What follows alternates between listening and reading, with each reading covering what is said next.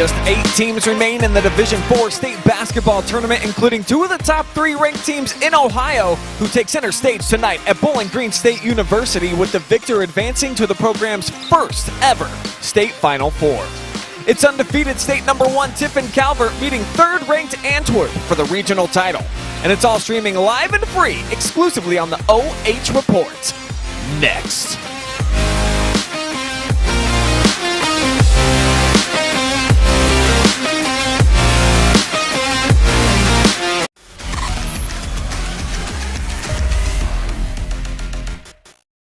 It's Freedom Fest Ohio, featuring Justin Moore, You look like I need a drink right now. Crowder, God Almighty, I hope you'll find Rodney Atkins, makes me wanna take a back road. Austin French, and more. Somebody else. Friday and Saturday, July 1st and 2nd, Morrow County Fairgrounds in Mount Gilead, Ohio. For tickets and more info, visit freedomfestohio.com.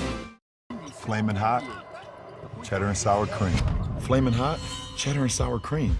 Flamin' hot, cheddar and sour cream. Genius. Introducing Ruffles Flamin' Hot Cheddar and Sour Cream. Own your ridges. It's nice having that one-on-one connection with each one of your instructors because the class sizes are so small. You can have conversations and understand things better. They know you by name and not just by a seat in the classroom. North Central is giving me the opportunity to be able to have the same education as it would be going to that 4-year, but I can do it at home and I can stay home and still be a mom and work full-time.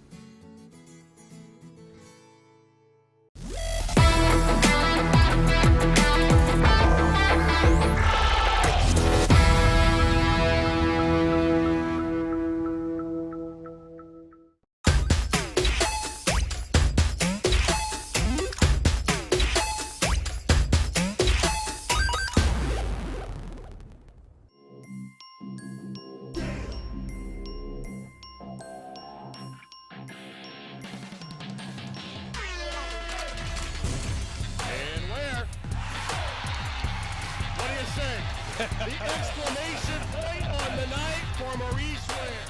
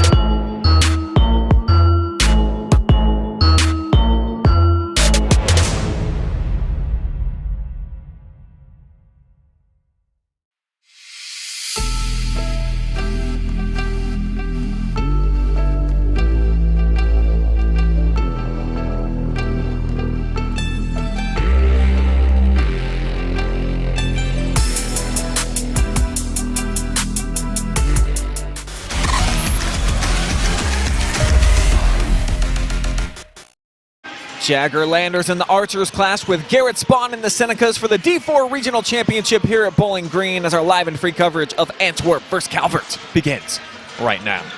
Good evening, folks. Welcome to the Mercy Health pregame. My name is Brian Skorotsky. Got Lynn Passett with me, and we're going to see teams that they're great and they're gifted offensively, Lynn, but they truly are two of the very best on the defensive end of the floor. Well, you don't get to the Elite Eight by being elite, and both of these two teams do play solid defense. I talked with head coach Otterbach of Tiffin-Calvert earlier, and he said he's going to do some switching, some changing as the game progresses, and I think that's all due to how well they are doing defensively.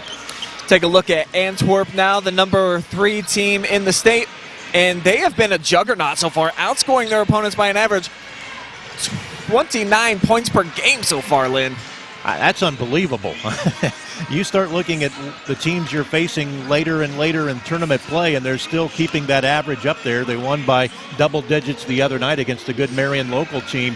This team is for real. They do have a solid team, just as does Calvert. And you see what they've been able to do on the defensive side of things. As I mentioned, just 32.7 points per game is what they give up. And then of those 61.7 that they're scoring, Lynn, almost 20 of them belong to Jagger Landers, a soon-to-be first-team All-Ohio selection. He's nearly a 20-10 guy. Yeah, he's the player of the year in the Buckeye Border Conference. The thing that surprises me about him, he's 6'7", but he shoots 49% from three-point range, so he's an inside-out kind of guy. Sounds like he's more of an outside kind of guy, and then if he's got to be lured in because of that 6'7", oh, by the way, he can do that too. So Calvert knows they're going to have to keep an eye on that giant in the middle, but also in transition in the perimeter, he will knock down the three when he needs to. Tiffin-Calvert, this is a senior-laden group, Lynn, and they can play at basically any tempo. I've seen them slow it down, go high speed if they need to. It's just a good veteran group, played a ton of basketball together. Yeah, you look at the offensive averages for both teams and then the defensive averages. If both teams do their normal, we should be in for a real dogfight here tonight. And it's hard to believe, as good as the Seneca's program has been over the years, this is the first time they are looking at a shot at a state tournament run here and the Final Four. So that's something they really are keying on. Someone who they can key on offensively, Blake Ronsky. He was a little bit quiet offensively at the district round, just 10 total points, but exploded in the Sweet 16. You see that 23 against Ottoville here the other night. And then on the season, it's a team they can, or a guy they can rely on the perimeter, the best shooter in the history of the program from downtown. Ronsky is going to be more than just a scorer tonight, though. They're going to need him on the boards crashing. And the guy that really is the straw that stirs the drink is Garrett Spawn. Yeah. He's the one they really have to have a consistent game from, because he's the one who really makes this team go. And the guy who's in charge of the whole thing, John Otterbacher, sat down with Lynn just a couple minutes ago. Let's check out that interview. We are alongside head coach John Otterbacher in just a few minutes now before tip-off. And what is the team's mental frame of mind tonight? I think they're pretty relaxed and ready to go. They know they didn't come out very strong in the first quarter on Tuesday night, and I think they took a little pressure on themselves, and they're ready to go tonight. Jagger Landers is the name for us to remember for Antwerp tonight. 20 points a ball game, about 9 rebounds a ball game, but he hits 49% from three-point range. What's the word on him? He is a truly great basketball player. Inside out, very strong, very physical, and like you said, he loves the three-point ball too. Watching plenty of film on him, he shoots it with somebody guarding him. He shoots it in transition. He shoots it as a trailer. And then you can't stop him inside either because he's so big and so strong. Both teams are strong defensively. I'm sure this is going to be a lunch bucket type of game. Yeah, I think that both teams are going to feel each other out, especially in the first quarter, and things are going to get switched up differently than we normally do, and that's tournament type of basketball. All right, good luck, Coach. We appreciate your time. Thank you. Appreciate Coach Otterbacher for giving us the time. We will now honor America with the playing of our national anthem, Star Spangled Banner. That's on the way right now.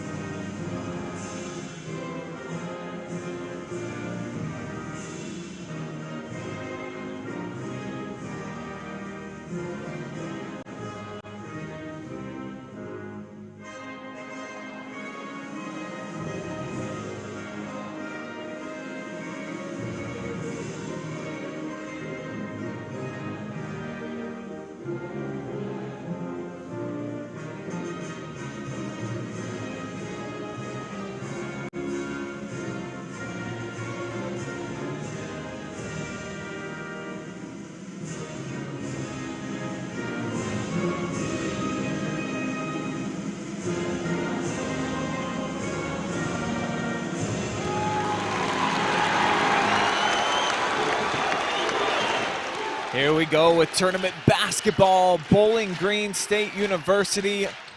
I would argue maybe no better place to take in a big-time high school game than right here, Lynn. It is a beautiful, renovated structure and just the perfect size, I think, for events like this. It certainly is, and we're probably about 90-95% full tonight. Not a bad seat in the house. Yeah. Seats are very close to the floor, so you really feel like you're part of the action even when you're in the top of the seating. So a really beautiful venue here at the Stroh Center on the campus of Bowling Green State University. Super cool experience for these kids, earning their way to participate at this level. Same thing for the cheerleaders and then officials, Lynn. I mean, you've done it for a long time. Being a part of these big games, I imagine, has to be really special no matter how you're involved. Well, this is why you work the basketball games as an official. You want to have the chance to work at this level. The regional and the state levels are the big-time games, sure. And they've got three fantastic officials on this one tonight.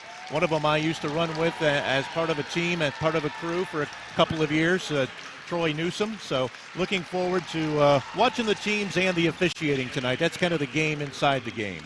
Yeah, so you certainly have a great scouting report on the officials. You feel like they're going to let them bang a little bit more tonight? Is that kind of the MO of these particular gentlemen? I would say these guys are a little tighter, so the players will just have to adjust. They kind of try to talk it over in the locker room as a crew. How are we going to call this game tonight? Because not every crew calls the game exactly the same.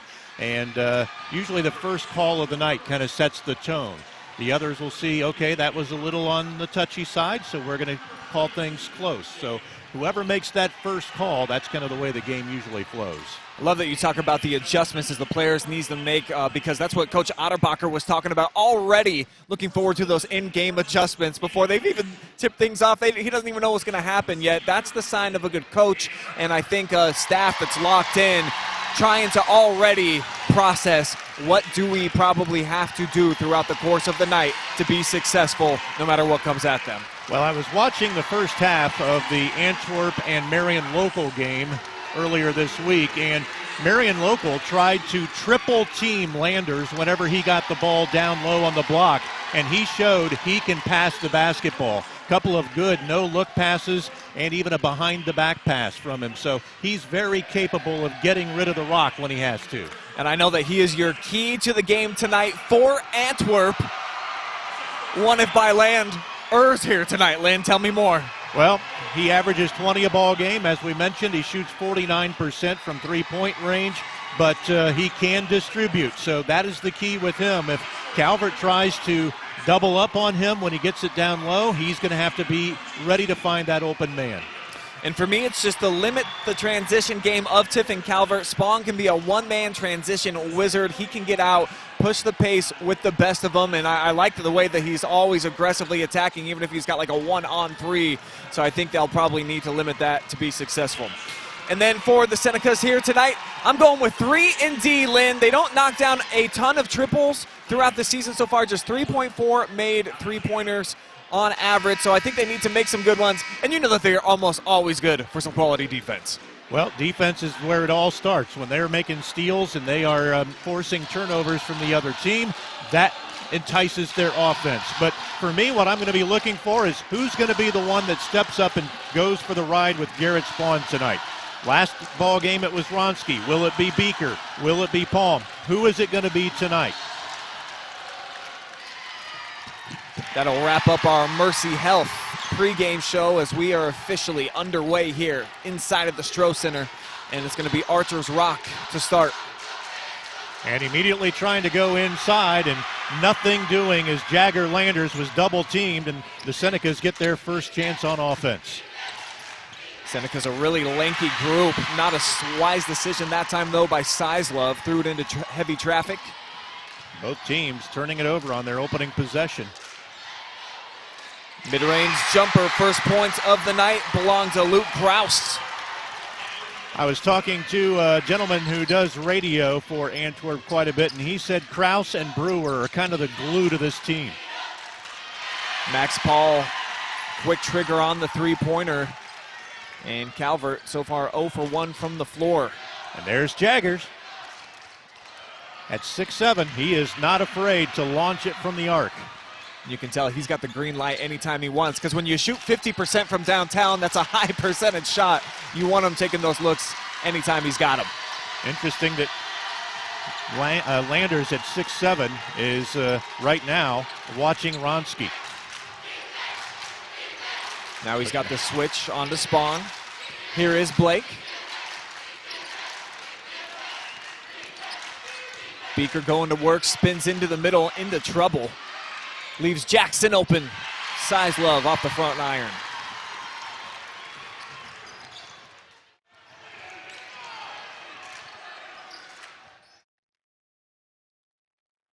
A lot of space being given out there to Caden Recker. As that bomb drops through for Brewer, who was huge in their win over Marion Local, really carried the offense with 14. Brewer is actually already signed by Bowling Green to play baseball for the Falcons. He's a fantastic pitcher. Took this team to the state semifinals 2 seasons ago. They got to the regional finals a year ago.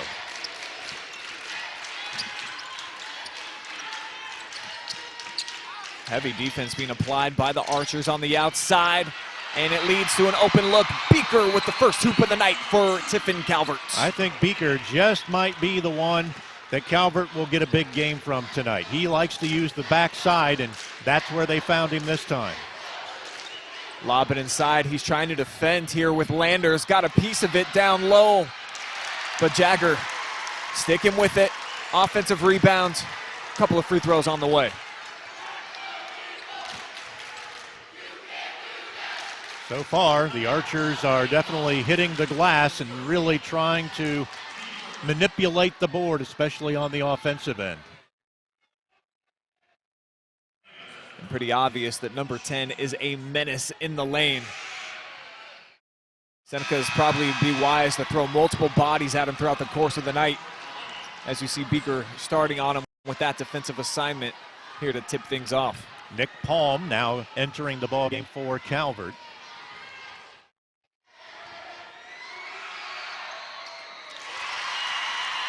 Splashes the second 4-point lead now for the Archers. Speeding Calvert up with some full court pressure. Leads to a wide open look at the bucket for Paul. Nobody picks up the basketball for Antwerp, so Paul just says, I'm going to take it all the way. Jagger pull up mid-range pure. Well, he was the Buckeye Border Conference Player of the Year, and I think he feels like I've got a definite height advantage. I'm going to use it on the offensive side with jumpers. Ronski fouls on the way up. Whistle's going to go against Landon Brewer. Well, it's going to be interesting how they call this, because he ended up not shooting it and trying to pass it off, but they're going to say he was in the act of shooting when the foul occurred. I'm going to assume that you're going to agree that that's the right call. I think he wanted to shoot and then thought, hey, I'm not getting the whistle. I just got hacked, and then it came late. Yeah, he was definitely in the act of shooting when he was fouled. Oronski, one of the best at the free throw line that we'll have in tonight's contests.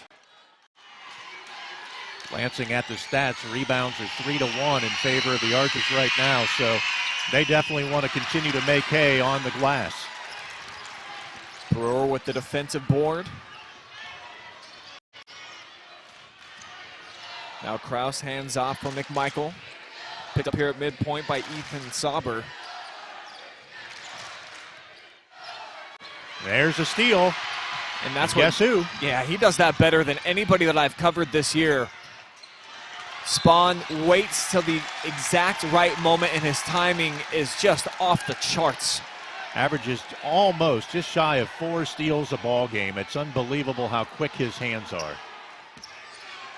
And we have played half of the first quarter already. Inside, Jagger backs his way in. Fast hands by Beaker, who on the second effort draws the whistle. Clean defense at first. They're definitely letting them play a little bit inside the key.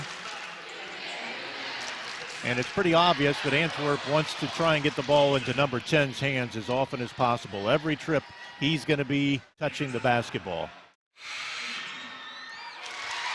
And with the two lanky guys that they have Brewer along with Landers. Those both are mismatches, but it looks like Calvert, just about everywhere else on the floor, Lynn, does have the height advantage, depending on the matchup.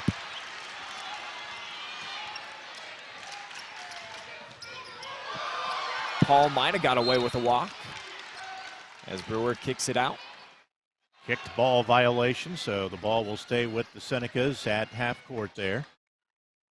Already down 5. They really need to score this trip down the floor because so far the Archers have shown they are dangerous offensively. Got off to a slow start on the offensive side against Ottoville the other night in the regional semifinals.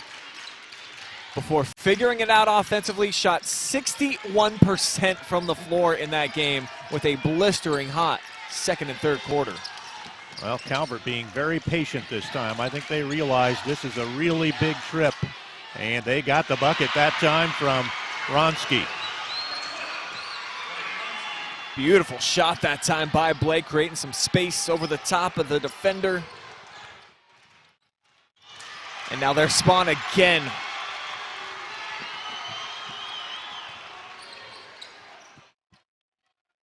Blake really confident and aggressive with the basketball here to start. So far, the Archers have done a good job of keeping Spawn from really getting an open look on the offensive end. I think Beaker might have just dribbled that one off his shoe. Here we go on the Tiffin University replay. Turnovers are 3-2. Antwerp with 3.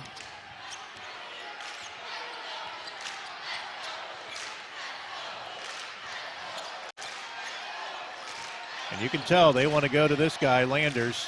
And the Senecas are double teaming him every time he gets it down low as we anticipated, and he lost it again.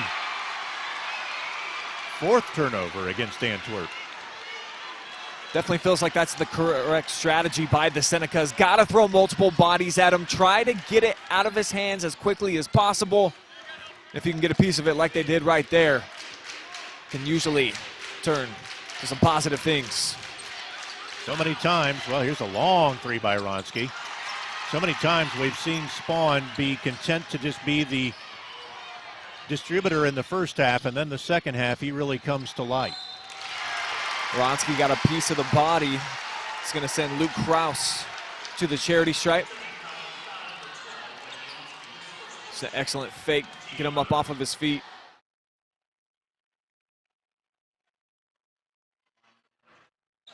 That's the 4th team foul against the Senecas. Only 1 has been called against the Archers.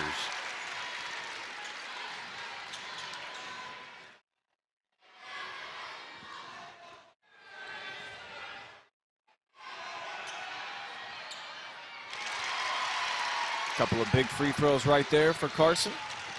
Back up to a 5-point game, so again, a big trip down the floor for the Senecas. You don't want to let a team as good defensively as Antwerp start to get some distance early in the game. Excellent feed on the money, in rhythm, and it falls through for Palm. And that's a big 3-pointer, the team's first. Each team has 1 3-pointer now. And bam, just like that, the lead goes from 5 down to 2. $1:45 to go. Beaker on an island this time. Look at the vision. Beautiful look inside, and Kraus able to come through.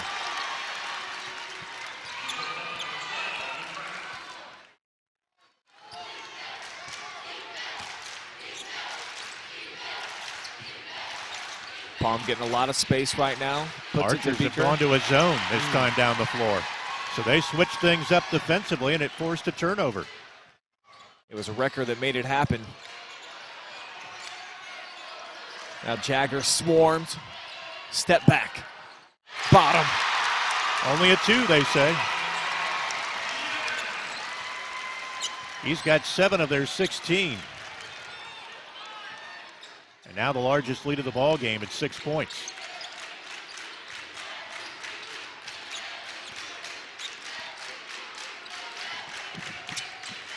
Calvert very possibly looking for the last shot of the quarter. Spawn says, nope, I'm going to go. It was in a sea of blue jerseys right there when he put it up.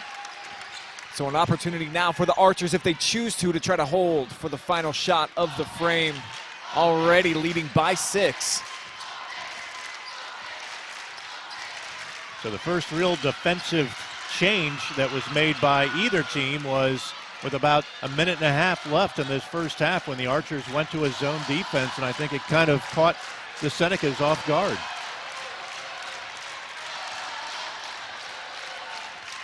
Kraus clears out the side. Now they bring it to the right.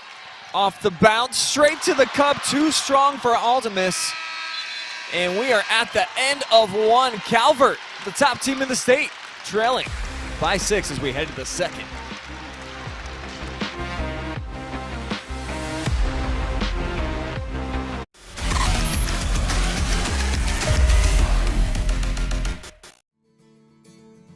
It's nice having that one-on-one connection with each one of your instructors because the class sizes are so small.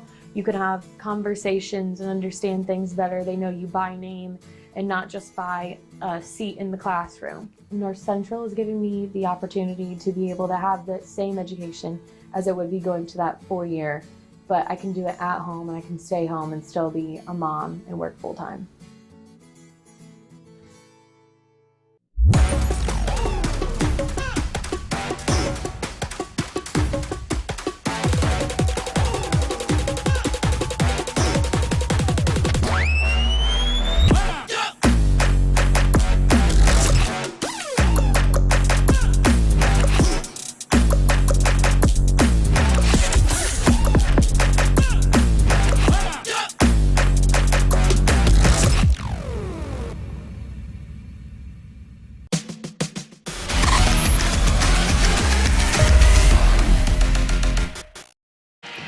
Excellent start for the third-ranked team in the state, Antwerp.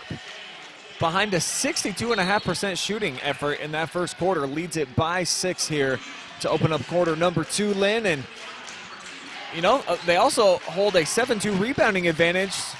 They were the better team there for the first 8 minutes. Most definitely, and when I looked up at the board and saw 62.5% shooting, I thought, can they keep this up? But, wow. They shoot 60% as a team all season long, so they're really right on par. As was that sniper alert downtown. Big shot from Ronski. Second three-pointer for the Senecas, and that was huge. Cut that 6-point lead in half in the first trip down the floor. And that was a long one, too. Shuffle pass, Brewer too strong. Spawn flies for the rebound. And this officiating crew has allowed a lot of physicality so far in this contest. I'm seeing both sides letting them bang a lot, Lynn, and I think it's what you should do in the tournament. This has been great so far. Yeah, they want to let the players dictate who's going to win this ball game, but when they do have to step in, as they did there when Spawn was getting grabbed and held in the backcourt, they had to finally step in and make the call.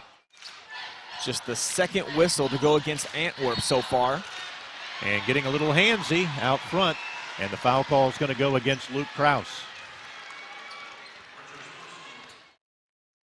Ronski with a nice move. John Otterbacher probably made a comment to the officiating crew at the end of the first quarter saying, hey, you're letting them get a little handsy here, and if you haven't noticed, the fouls were against us here 3-1. And Spawn dribbled it off his own foot. Very uncharacteristically there. Excellent job this time. Just getting over the top of the screen by Parker Moore. 4 turnovers on each team. So far, neither team has done a good job of holding on to the breadbasket.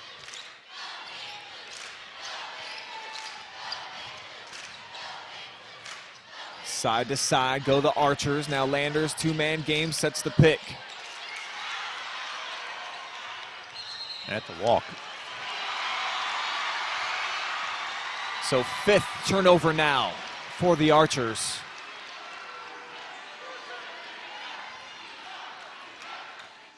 Doug Billman is the head coach of the Antwerp Archers, 25-1 on the season. Their only loss, 54-50 to Wayne Trace in mid-January.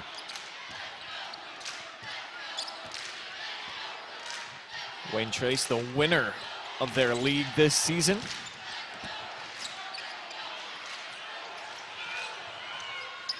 Spawn got a little bit of room, couldn't knock down the shot. Garrett's having a hard time getting himself on track offensively, but he's being patient and not forcing anything.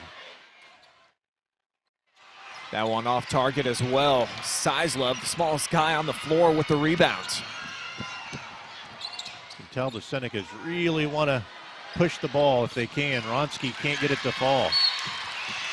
Reaching foul is going to go against Jackson. It'll be team foul number 4 here on the Senecas.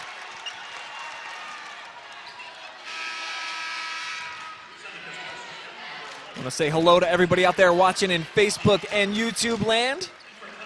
Definitely drop us some comments and let us know where you're watching from tonight and who you are cheering on. When we get time throughout the contest, we will read them over the air.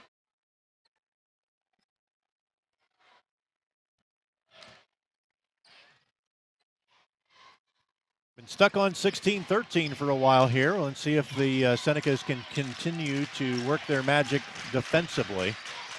Landers hasn't been getting the shot opportunities that he was early, and that's mainly because the Senecas are doing a good job. Beaker really staying in his grill. Nice switch that time as well. Jumping over the top was Ethan Sauber to create that. Wronski. Quick trigger. He's been close on a couple of these misses so far.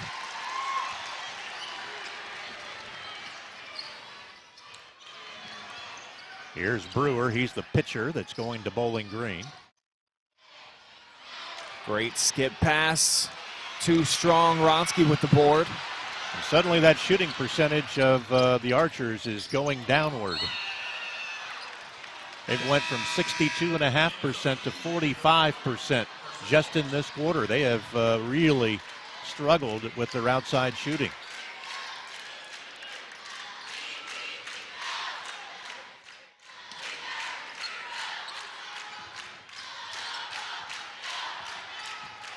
Here comes Spawn off the screen from Paul, gets the switch. Now got all the miss on him. Wronski tries the middle. Follow away, Jay won't drop. Kind of forced that one up. That was not a good shot that time by Wronski. I think Coach Otterbacher would prefer that he just hold on to that shot and let's get a little better one. He was not really on balance. Blake right now the leading scorer for Calvert. He's got 6 of their 13. Their leading scorer on the season, Spawn, yet to get in the scoring column so far tonight, but he does have a couple of assists. Only 3 points have been scored in this quarter, I believe, right? The Senecas came out and hit a 3 with Wronski to open up the quarter, and Antwerp has not connected as of yet at all. And we have played just about half the quarter.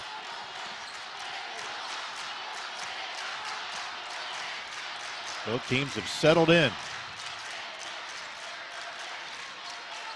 Beaker doing a sensational job so far trying to match up with this monster. And how about some more incredible defense? Yeah, I'll tell you what, Beaker's doing a great job. There's the foul as Spawn gave the little juke step and crossover dribble, and it was either foul him or let him go to the hoop. Garrett Spawn so fantastic with the ball in his hands when he's initiating the transition game. Timeout taken on the floor. Read some of these comments. Start with Stacy Smith cheering on the Archers tonight. Peggy says Coach Otterbacher with some blue hearts. Brandy wishing luck to the Senecas. Ellen Pasta says great commentators. I wonder who she knows. She's rather biased. She told me she really likes your voice. Appreciate the compliment out there. Barbara Smith-Fleck cheering Calvert on from Florida. I'm sure it's a lot nicer there than it is here in the great Buckeye State. A lot of snow flying through the area today for our drive. Jill Jackson says go Archers. And I want to make sure I give a shout out to a classmate of mine who is an uncle to Garrett Spawn. So Steve Spawn, good evening down in Texas land. Fantastic. And I believe I had another uncle of Garrett call in and sign up for a sponsorship tonight as well. So he's got fans all over the country. Oh, he's paying my salary then. He's Wow. taking care of you tonight, Lynn. Good deal. Pizza's on me. All right. Pepperoni too? Yes. Nothing's too good for you, Brian. So past the midway point, Seneca's so far holding Antwerp scoreless in this second. Archers have come back to a man-to-man now.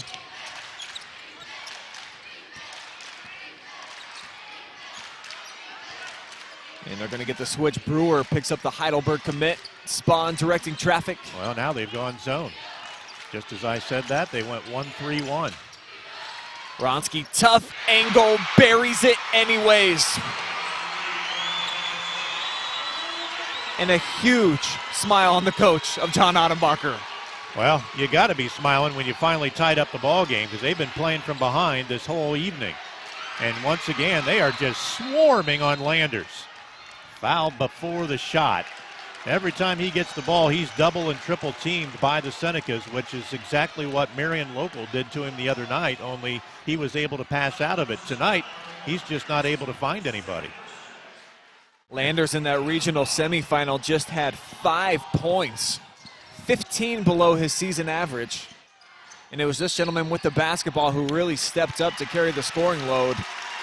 Though Jagger picks up 2 personal fouls now against Calvert in about the last 15 seconds. Well, Beaker is really almost in his uniform. He is, at times, if you watch Beaker, he is almost holding Landers. And I think Landers said something to the official like, hey, I can't even cut through the lane because he's wrapping his arms around me. And there you can see Beaker doing it again. Jagger got free this time, though. Soft touch, left hand. He's got 9 of their 18.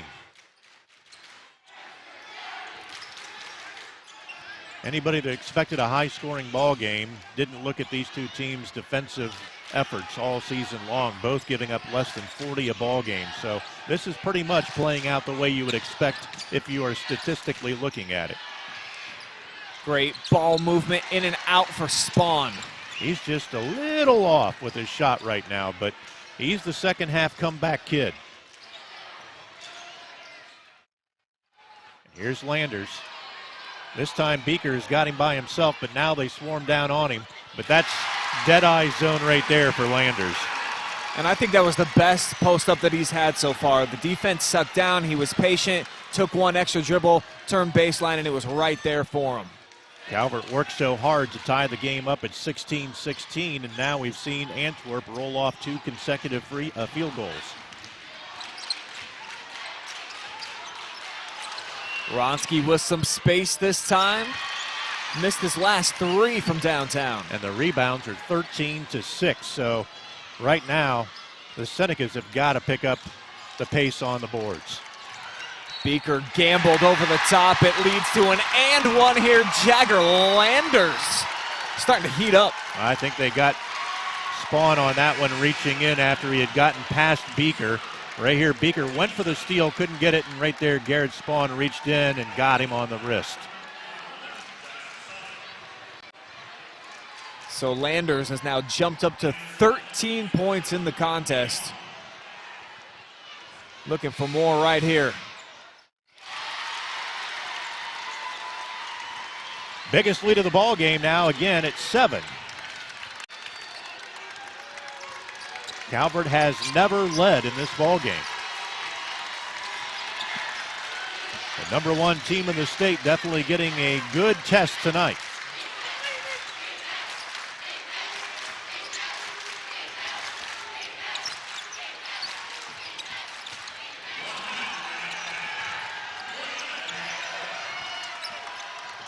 Nice possession here, patient for Calvert. Well, I'll tell you what, Garrett's just having a hard time with that shot tonight. I'm not sure what it is. Maybe the depth perception a little bit off, but he has not connected at all. Very unusual to see him being shut out for an entire half offensively, and he's had some good looks.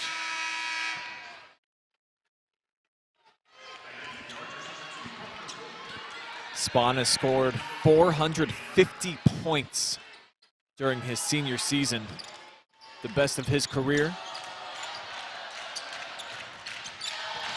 Still a goose egg in this one. They will need him to likely catch some fire as Sizlov trucks through. Kraus set his feet, and we're going the other way. Good call by Troy Newsom. Got that head lowered just enough to kind of get the shoulder into him, and that's going to be an automatic every time.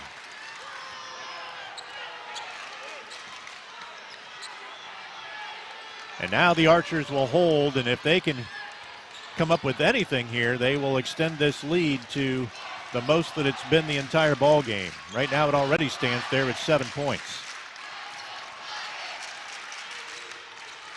Seneca's at least gonna start that 5-second count, come pressure on the perimeter and not make it easy for Antwerp to hold.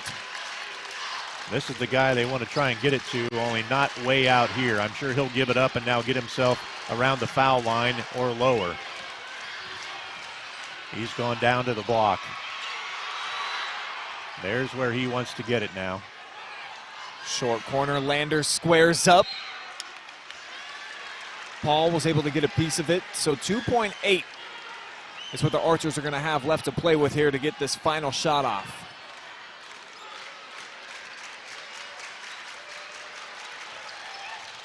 Nice cut to the hoop, that'll count. Biggest lead of the night, Recker put him there for his first points. And the top team in Division 4 right now on the ropes as they head into the locker rooms, trailing by 9. Stick around, we'll be back with the Mercy Health halftime, have some stats, analysis, get you all ready for quarter number 3. Keep it here, it's live and free tournament basketball exclusively on the OH Report.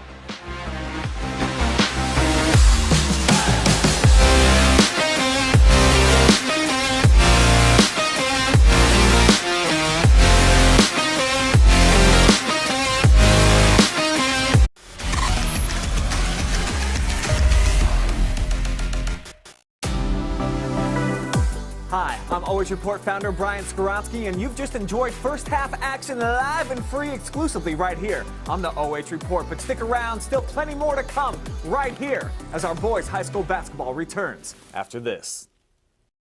It's Freedom Fest Ohio, featuring Justin Moore, You look like I need a drink right now. Crowder, Good God Almighty, I hope you'll find Rodney Atkins, makes me wanna take a back road. Austin French, and more. Friday and Saturday, July 1st and 2nd, Morrow County Fairgrounds in Mount Gilead, Ohio. For tickets and more info, visit freedomfestohio.com. Flamin' hot, cheddar and sour cream. Flamin' hot, cheddar and sour cream. Flamin' hot, cheddar and sour cream. Genius.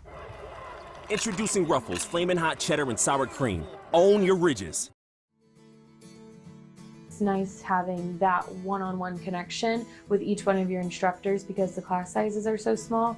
You can have conversations and understand things better. They know you by name and not just by a seat in the classroom. North Central is giving me the opportunity to be able to have the same education as it would be going to that 4-year, but I can do it at home and I can stay home and still be a mom and work full-time.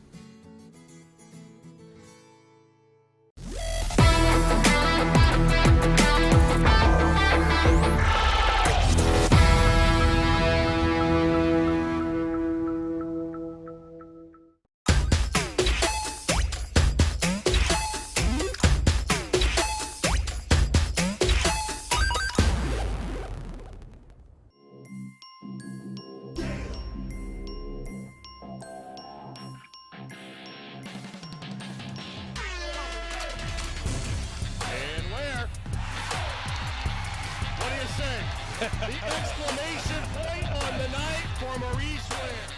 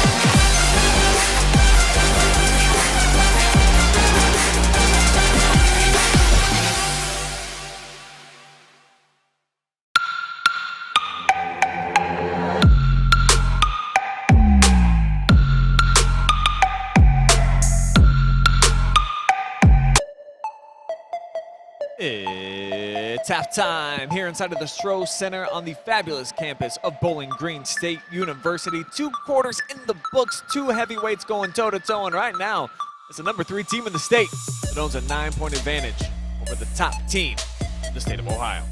Brian Skronsky, Lynn Passett with you here on the call tonight, and I see we got a lot of people with us watching from all over the place.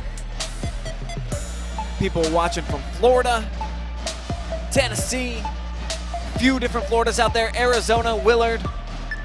So thanks everybody for tuning in. And what did we see through 2 quarters, Lynn?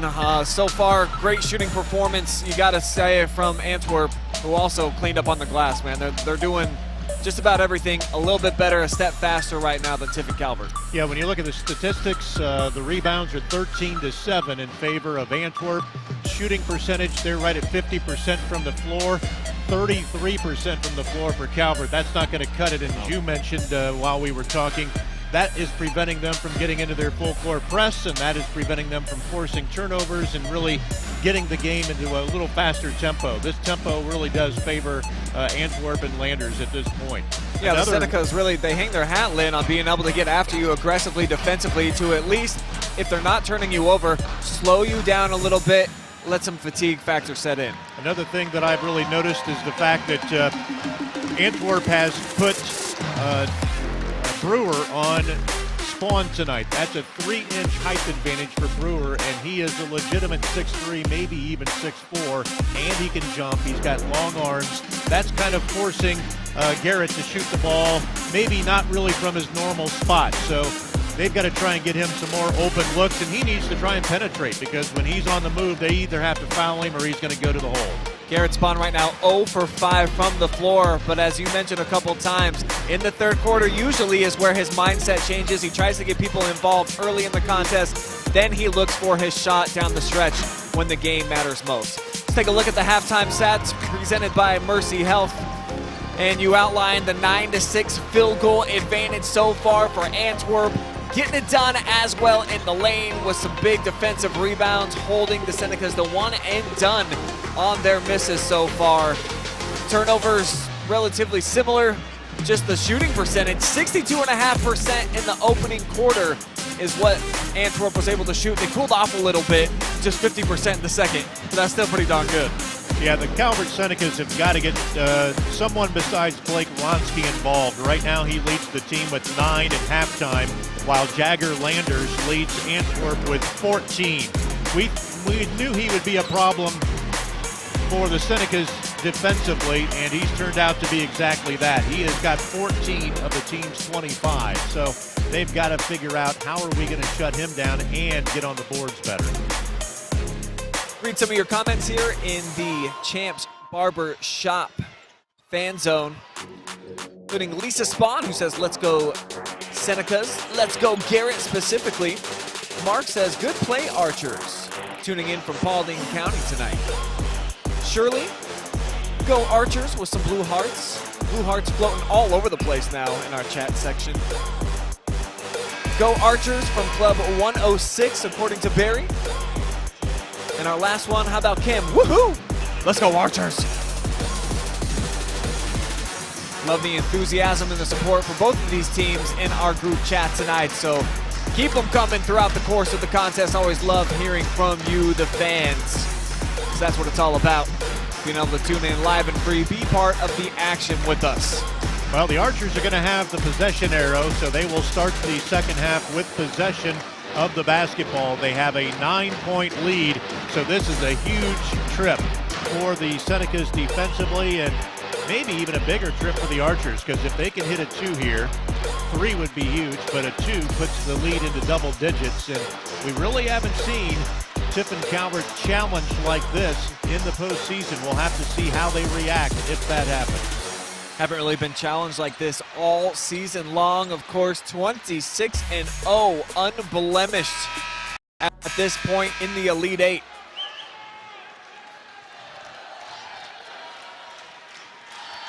Well, here we go. Second half is ready to roll.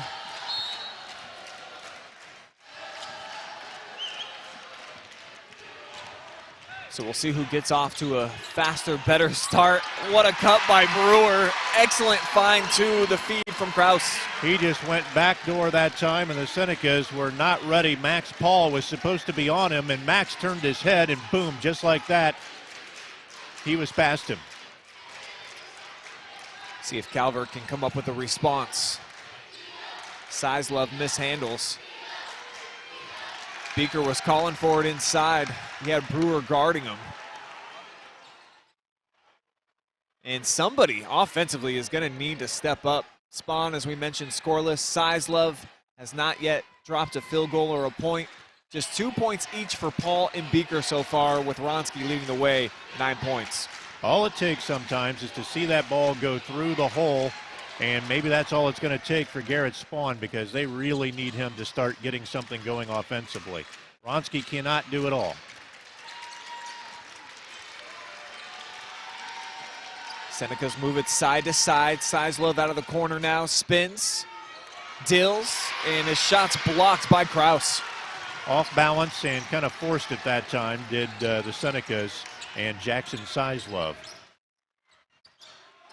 Landers taking his time, surveying. Double comes. And from the corner, big three, and it falls for Aldmus. That was a huge shot. Second three-pointer of the night for Antwerp, and now the lead is at 14. This is the largest of the ball game. Calvert has never led. Senecas need to weather the storm. Points would be huge for them on this possession. They're kind of leaving Sizlove alone. They know he's not a real threat to score. Paul off balance. Bad hop on the second. Nobody there to rebound for Calvert. It was Spawn and Spawn only. No one else even in the key, and they're getting out rebounded 14-7.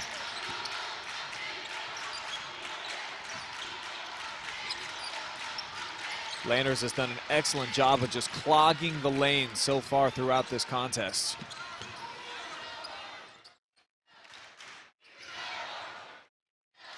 $14-point lead. You can bet Antwerp is going to wait for the best shot they can find. And here's a nice three. Kaboom. Back-to-back triples, finding their home here for the Archers. Landers showing some emotion. Antwerp is trying to punch its first ever ticket to Columbus in the Final Four. Winner of tonight's contest will play the winner of the co-AP poll champions in Bakens, who are taking on Tri-Village tonight in Kettering. Beaker gets him on the board. Took 3 minutes, though. Yeah, that was a very much needed bucket right there to stop the bleeding for Calvert. But they're still down by 15. They're going to have to play some excellent basketball in bunches here.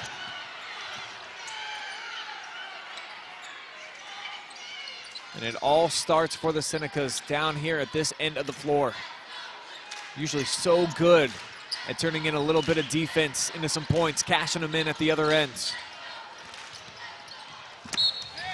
Hey, good catch by me there, huh? I'm getting some love, my guy right here, Lynn Passett. Oh, that thing was coming right at me, baby. It's either catch it or have a Spalding on my forehead. Look at the help. Everybody collapsing down on Landers, and they poke it away. The turnovers have been there. They have forced a lot of turnovers, but they just haven't made anything of them. And another blocked shot. Calvert fans wanted a foul, but I think that was all ball. Wronski was asking for one as well. And they forced 7 turnovers against the Archers. Now 8. That foul should be against Kraus, I believe.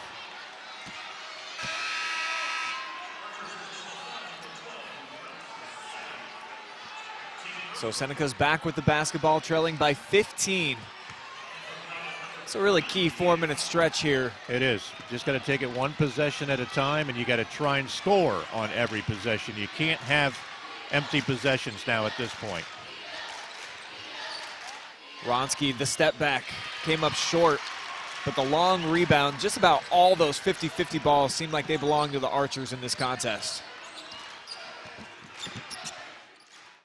Rebounds are now 17-7. You're not going to win too many ball games when you're getting destroyed on the glass.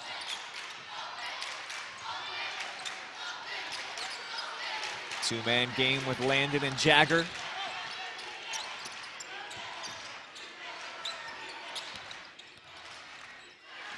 Oh, look at the backdoor cut, pass. no look. And Brewer is just Johnny on the spot to lay that one in. And suddenly he's got 12. Archers in total control here on our Old Fort Banking Company scoreboard. Beaker finally getting inside. He's got 4 points now. Well, we knew that Jagger Landers was going to be the leading scorer, but he's got somebody coming along with him. He's got Brewer, who's got 12. But for the Senecas, they really have got Ronski with 9 and 6 for Beaker, and they're just not able to run with them. This 1-2 punch for the Archers, averaging on the season 33 points per game, so typically they can rely on them for some offense. Another second chance. And more points in the paint for Antwerp. First bucket of the second half for Landers, but he is cleaning the glass. It's now 18-7. Quick trigger. Big shot right there to kind of calm things down. Ethan Sauber, the senior, delivering on cue. Timeout taken. A UIS Insurance and Investments timeout to be exact. Well, Calvert has 4 threes. That's the only thing they have done better than Antwerp, who has 3 threes. But this ball game really has been controlled by Antwerp from start to where we are right now. Something that I've seen give a lot of Calvert's opponents problems so far during this tournament run is their collective length outside land, but we got a great view sitting down here on press row, and it seems like Antwerp, they've got some mismatch opportunities at a few different spots out on the floor that they've been able to definitely capitalize on. Brewer, I think, would be the one that certainly stands out next to Jagger. Well, I think I mentioned in the pregame that Brewer was going to be, in my opinion, somebody to watch out for, because if Landers gets help, it's going to be tough. And he's getting the help from Brewer, and really he's got a nice supporting crew. They've put 1, 2, 3, 4, 5, 6 players into the scorebook, while Calvert only has 5. And of those 5, 2 of them only have 1 field goal each. On the season, 7 players score at least 5 points per game for this Antwerp club. So they got guys that are used to at least contributing a few baskets per night. But they obviously rely on number 10 for the bulk majority. They're going to have a 10-second call, but Calvert got a turnover instead. And this is a huge trip now. Wide open Ronski. Boom. Right on cue. Seneca Nation up on their feet as they pull back within 11.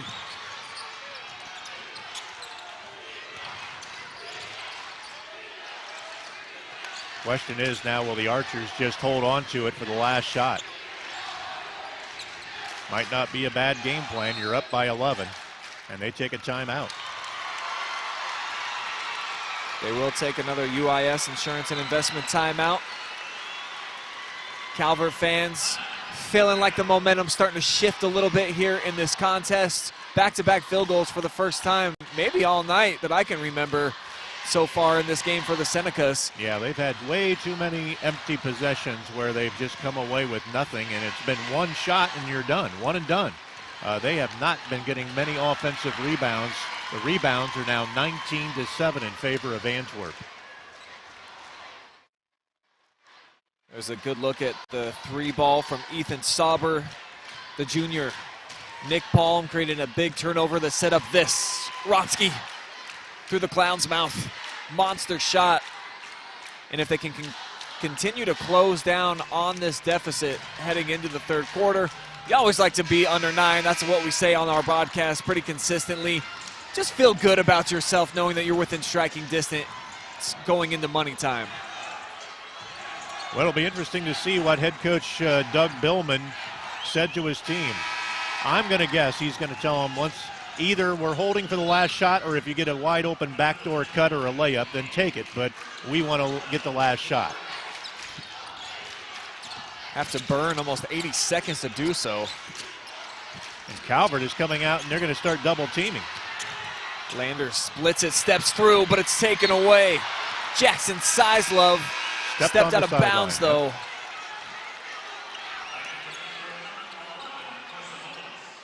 Oh, tough break.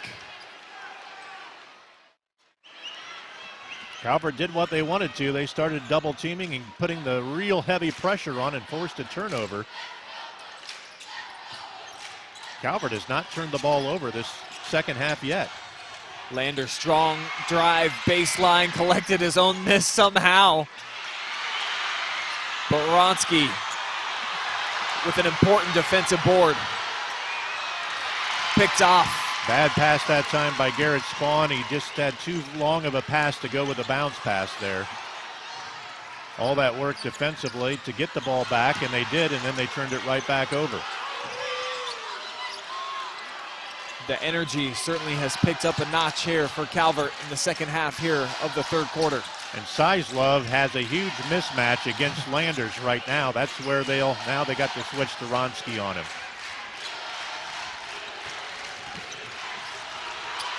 Jackson took the bump, no call as Kraus went through him. Now Jagger turns inside, swatted away down to 7 seconds. He's gonna try the three.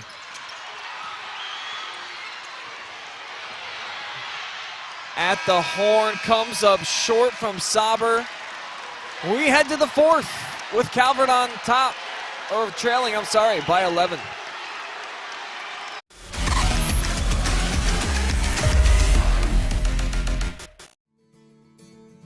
It's nice having that one-on-one connection with each one of your instructors because the class sizes are so small. You can have conversations and understand things better. They know you by name and not just by a seat in the classroom. North Central is giving me the opportunity to be able to have the same education as it would be going to that 4-year, but I can do it at home and I can stay home and still be a mom and work full-time.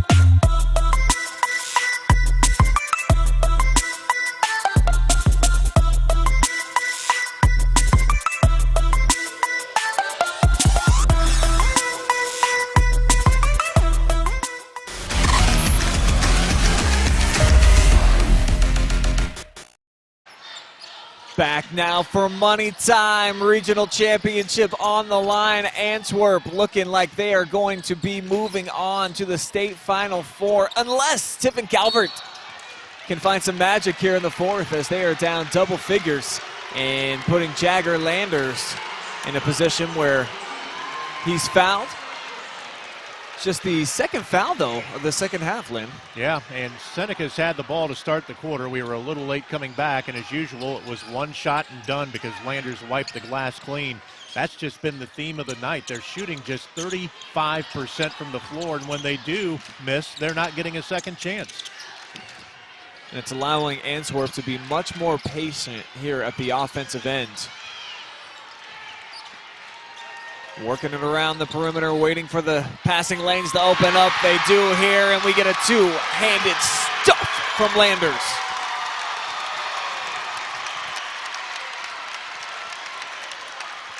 Landers been fairly quiet the second half, only 4 points, but he hasn't had to do much because others have been contributing. Spawn finally gets himself on the board. First points in the contest for the Heidelberg commit. He recovers to play the defense, but it's too late on Carson Aldemus. Aldemus came off the bench, and he's supplied 7. 3-ball, Nick Palm, they needed that. And we'll get a UIS Insurance and Investments timeout. Nice offense here, and every possession so key now for Calvert. 6:21 to go. But it's a ball game, Lynn, just a 10-point differential. We've seen it throughout the season. Calvert can score in bunches when they can feed off the energy of their defense. Well, and that's their 6th three-point shot made tonight. Only 3 have been made by Antwerp. So if they're going to get back in this ball game, it may just have to be launching the threes and then getting some stops and maybe even forcing Antwerp to go to the foul line and hope they start missing. Right now, Antwerp is hitting 86% of their free throws, though, so I'm not sure what the magic is, but they just got to start scoring. They cannot have these empty possessions and then have one and done.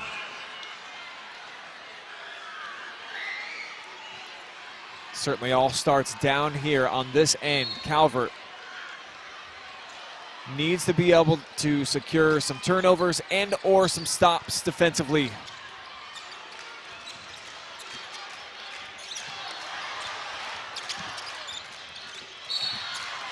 Reach around. Out of grabbing. Yep. Yeah, Sizlove had his hand all over the back of Jagger.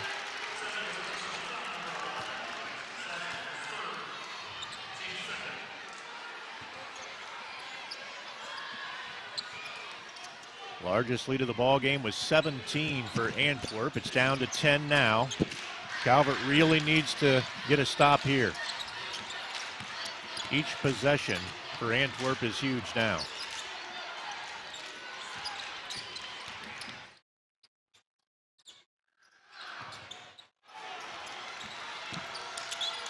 Showing a lot of poise here as eventually they get Landers on the block.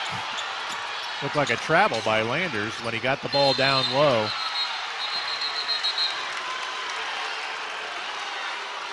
Got one official, I think. One's got a foul and one's got a timeout. Yep. And the timeout was called before the foul. Seneca fans giving the travel signal to the officials, and I do think they missed one. Landers, when he got it down low, looked to me as he picked it up like he took 3 steps. Senecas did a nice job of sending the double team early, as they've done on multiple occasions tonight. Every time I look up at the statistical board here at the Stroh Center, the thing that jumps out at me is rebounds. 22-9. Not only are they not getting any offensive rebounds, but they're not getting very many defensive ones because Antwerp either scores or they turn it over. Archer shooting 57% on the night, a team that shoots 60% from the floor on the season. Calvert really trying to turn things up defensively, but the Archers not really giving them much of an opportunity because they're getting rid of the ball so quickly.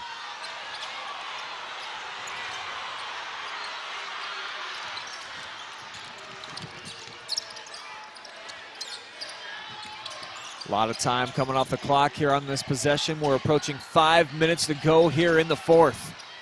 Coach Billman, I'm sure, that's a charge, I believe. Yep. No. Yep. Looks like a good call to me. Kraus lowers the shoulder here, right through the body of Sauber. So step one, check for Calvert. Get a stop. Well, they've got it to 10 right now, and they've been hitting the 3 ball. If they can get another 3 here, it's suddenly down to 7, and that's a lot more manageable. And still plenty of time at 5 minutes. And look for this guy right here to start trying to cook with a little bit more salt. Wronski wants to launch. I think that one might have been partially deflected as well. McMichael had the defense applied that time. And now for the Archers, this is the game right here. They know that the clock is their biggest friend at this point. And lucky the Calvert didn't come away with the ball. Is down. He hit his head trying to make a diving steal. And Let's hope he's all right. He's going to have to come out of the ball game. Take a look here in our Tiffin University replay. It's been pretty quality clock management so far for Antwerp.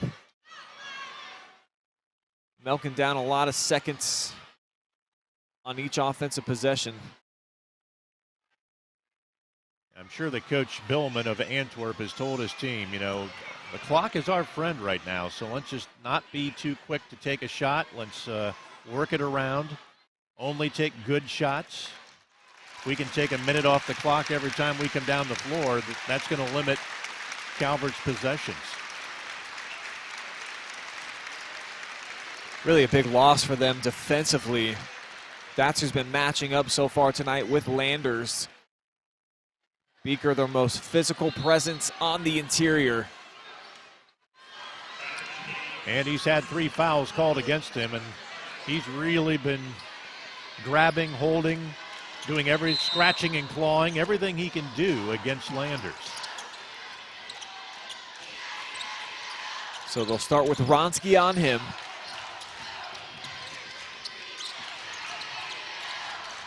This Antwerp team really very much so like Calvert. A lot of different scorers on the team, play great defense, but they have something Calvert doesn't have, and that is that big, dominant post player that can also hit from outside. They've held 21 opponents to 40 points or less so far on the season. Definitely in line to do that tonight here against the #1 team in the state, as there's back-to-back reach-in fouls. And that's just going to be the 4th, though, on Calvert, who, if they're going to make this a free throw shooting game, still got a couple more to give. Yeah, I think they're probably smart in getting some fouls out of the way right now. We ended the 3rd quarter with the fouls, 1 for Antwerp, none for Calvert. So they have to start getting some fouls on the board so that if they do want to put them at the line late, they can do so. Jagger inside, swatted by Wronski. Paul missed a big one there from the corner. And once again, it's one shot and done. They just cannot get any rebounds. And boy, these officials are really letting this game get physical right now. Looked to me like Krause was tied up on a couple of different occasions. They do eventually call the jump ball that will favor the Archers. I don't think either head coach right now is too happy with the way the flow of this game is going. It's getting a little rough and tough right now, rough and tumble. And then when they do call a foul, it's sometimes a little on the touchy side, and you think, gosh, you're calling that when you're letting some of this other stuff go. This is where Antwerp has suffered all night. They have turned the ball over a lot. That's their 10th turnover of the night, only 6 for Calvert.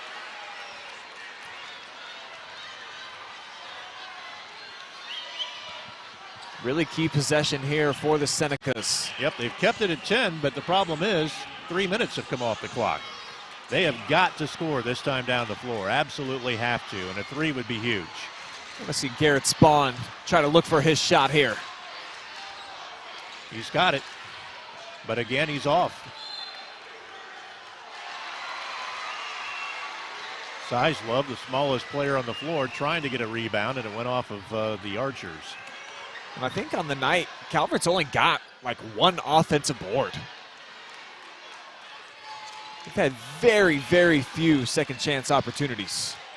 Wronski, really tough shot, challenged. Landers, of course, comes flying in for yet another rebound. That's his 13th. Got more than Calvert all by himself.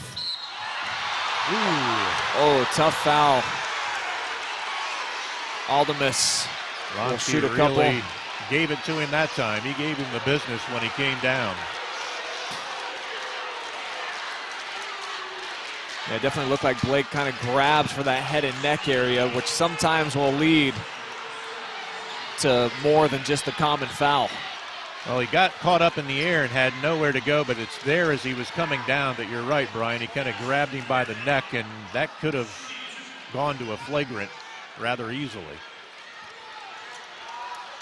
5 team fouls now on the Senecas. This will be a 2-shot foul, of course. And if You're cheering on Tiffin-Calvert. That's what you need to see. They have gone stagnant offensively, but they're at least keeping Antwerp to basically nothing here in the fourth.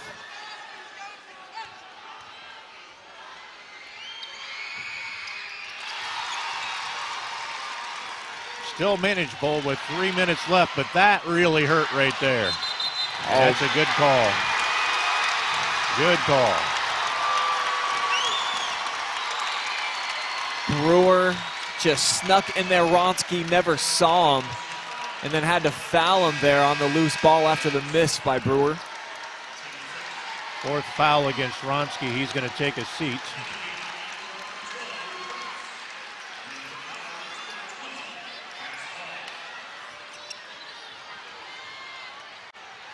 Fouls are 6-3, so the next one has the Archers shooting 1-1 the rest of the way, and that will do it.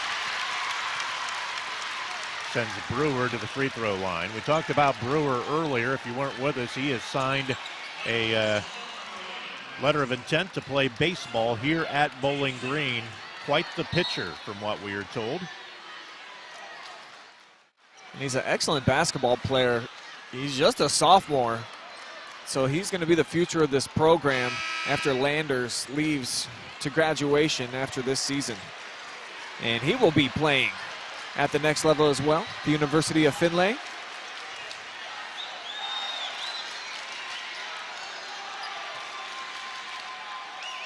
Key free throws on the way here. Or free throw, depending on what happens on the first delivery from Landon. Sinks it. 13 points for him on the night. Goes along with the 18 from Jagger Landers. Those two combined are at 32. They themselves are beating the Senecas by 1. Spawn, a lot of contact and could not draw a whistle. Kind of forcing the issue right there. A little off balance and just not a well-advised shot that time by Garrett. And Calvert is kind of coming unraveled right now. They're down 13, and they kind of realize we're in real big trouble.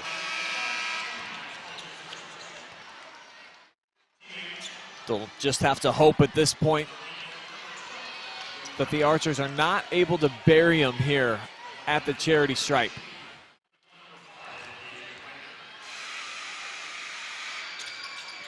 But so far in these 1-on-1 situations, a perfect 3 for 3.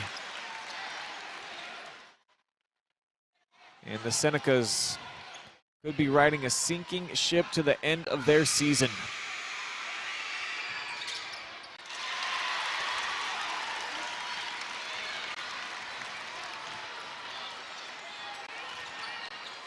Well, the lead is ballooned back up to 15, and with only 2:47 left, you can't afford turnovers. You got to start looking for threes. And Garrett Spawn has really had a tough night. Only one field goal to his credit. Wronski able to read that one and intercept it. So Calvert's beat, staying alive, at least for the moment. But these shots on the offensive end, it's such a tough situation at the end of games when you're trailing by a lot. You got to go fast and quickly. You, of course, too, need to score, Lynn, but we've seen a couple of these seniors. Bad shots, not great decisions, and weren't really that close. As Jagger is going to go to the free throw line to add to his point totals and put just one more nail potentially in the coffin here for Calvert. Well, for Calvert fans, if anybody would have told you you'd be 25-0, 26-0, and sitting at this position, they'd have taken it. Beaker going to check back in after that head injury.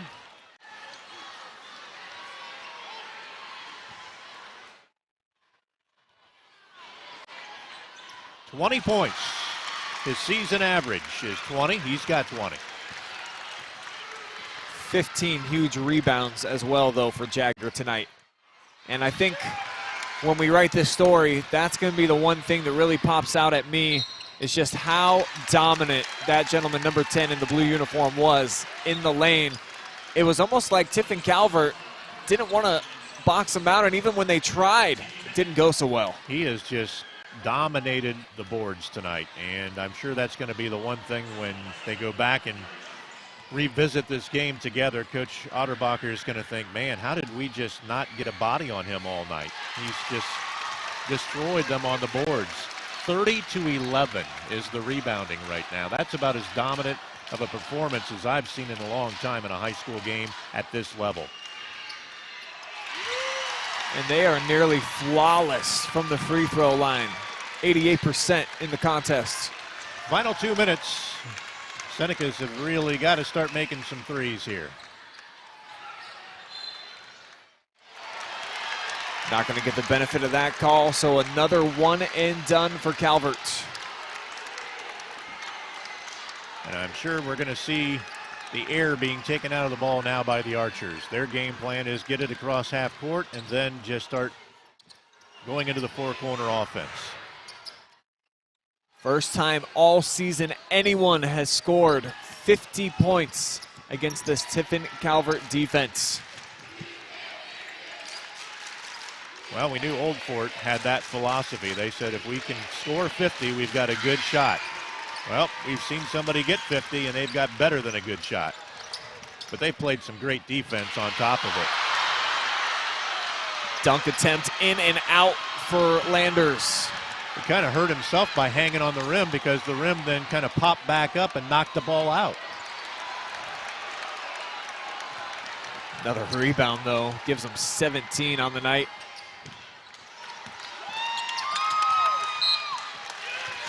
And the celebration is beginning to take place behind us now from the Antwerp fans, who will have their first ever chance at going to the state Final Four, which, by the way, this year being played at the University of Dayton Arena.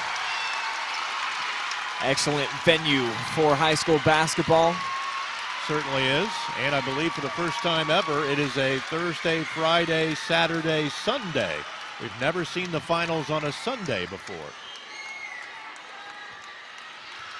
OH Report has boots on the ground right now in Dayton for the girls' state championships. We'll have coverage of all 4 games for you guys tomorrow, so you can check that out on our social media accounts as Antwerp checks out their main players. Landers, of course, still on the free throw line. Will likely get the largest ovation of all. Well, he makes this one. He'll be the game's leading scorer, which he is automatically right now with 22 points. 6'7" senior. 22 points, 17 rebounds. And I don't think any question he's going to be our JEM Network Consulting Services Player of the Game. Domination like that doesn't come around very often. Out-rebounding Calvert by himself by 5. I'll tell you what, it's just been one shot and done all night for the Senecas. And when you look over at their fans, they're kind of in disbelief right now. They have not tasted defeat this entire season. Team that averaged more than 57 points per game, not just in the tournament, but all year. Held to 31 tonight. Never really able to find their range. 29% field goals here for Calvert. Well, the final 20 seconds or so about to come off the clock, and what an impressive win by Antwerp this evening.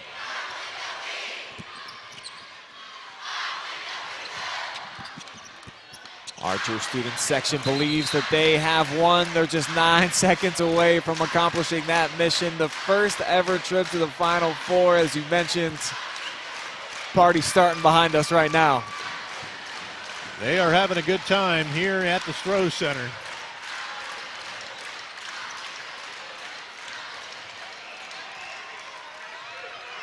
So that will close the book on Calvert's season, while the remaining chapters remain unwritten for Antwerp. Moving on to Dayton, 52-31. They take care of the top team in the state as the AP number 3 Archers survive and advance.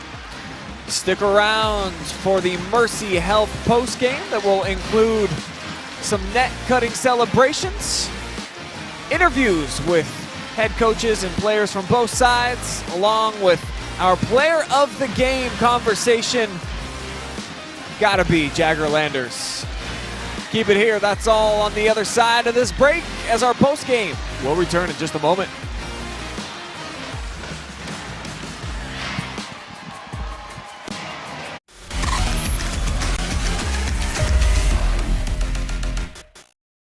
It's Freedom Fest Ohio, featuring Justin Moore, You look like I need a drink right now. Crowder, God almighty, I hope you'll find Rodney Atkins, makes me wanna take a back road. Austin French, and more.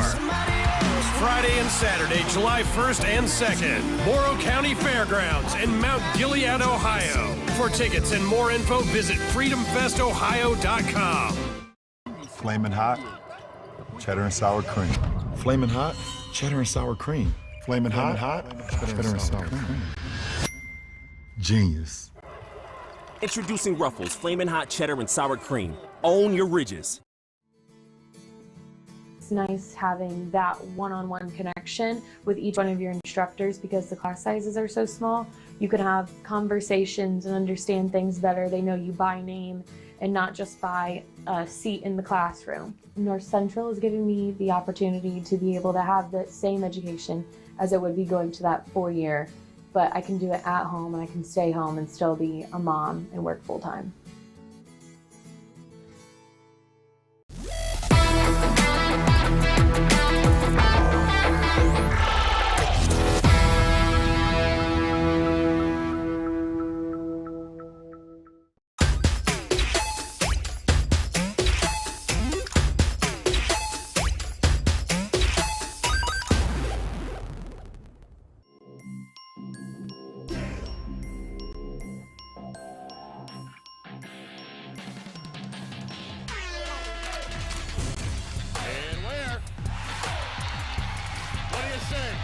The exclamation point on the night for Maurice Ware.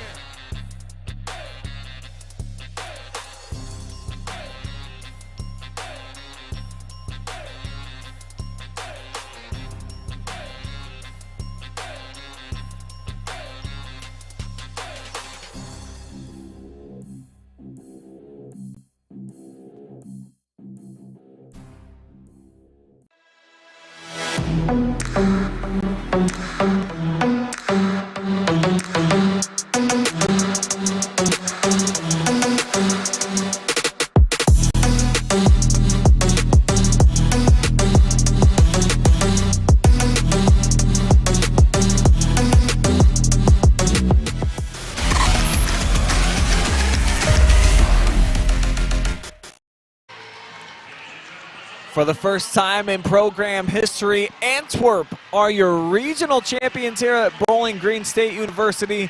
They will chop down some nets, take a little piece of the Stroh Center with them as they continue on to the University of Dayton. Final Four bound for the first time ever.